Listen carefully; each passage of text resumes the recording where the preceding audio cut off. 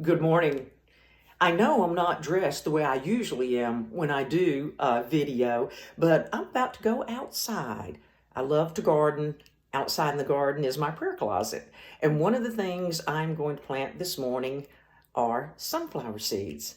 Now, this painting that you see behind me is a beautiful painting that I love. It's one of my favorite things. My mother actually sketched it and painted it, and I kind of helped her at the end. So it was kind of a project that we did together.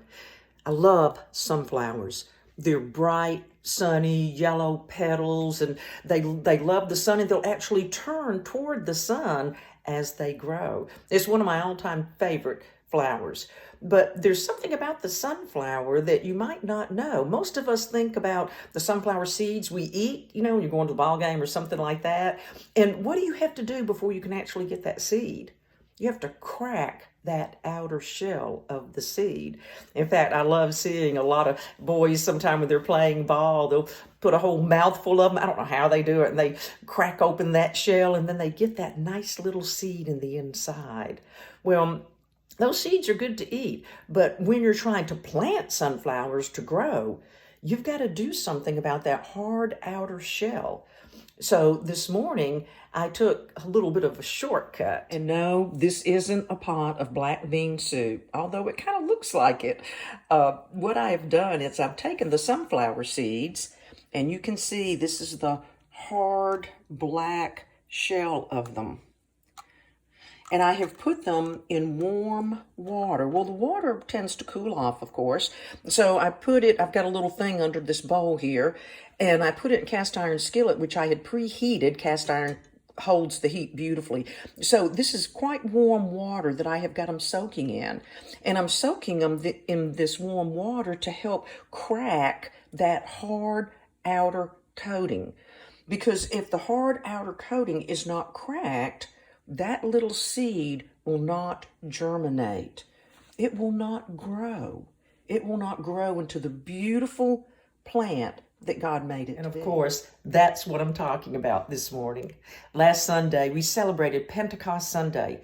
This is when God sent His Holy Spirit to dwell in us. In the Old Testament, the Holy Spirit would come upon people, but then if you remember when King David, one of the Psalms was, "Do not take your spirit from me," because after the Spirit would do whatever it was that God had anointed that person to do with His Spirit, the Spirit would leave, but not anymore. Ever since Pentecost, we have the Holy Spirit dwelling in us. But what does that really mean? Some of you might not feel any different, thinking, I've got the Holy Spirit, but I still have problems. I still have sorrows. I still have pain. I don't feel the power of the Holy Spirit. Well, the reason for that is we're kind of like those sunflower seeds.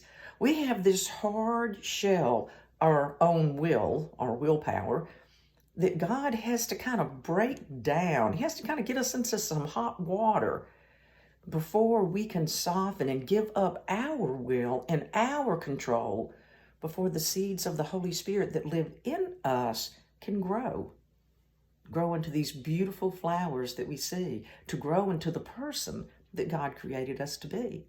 Yeah, we've got all kinds of problems in this world, but one of our favorite verses is, "He who dwells in me is much more powerful and can overcome anything that is in the world."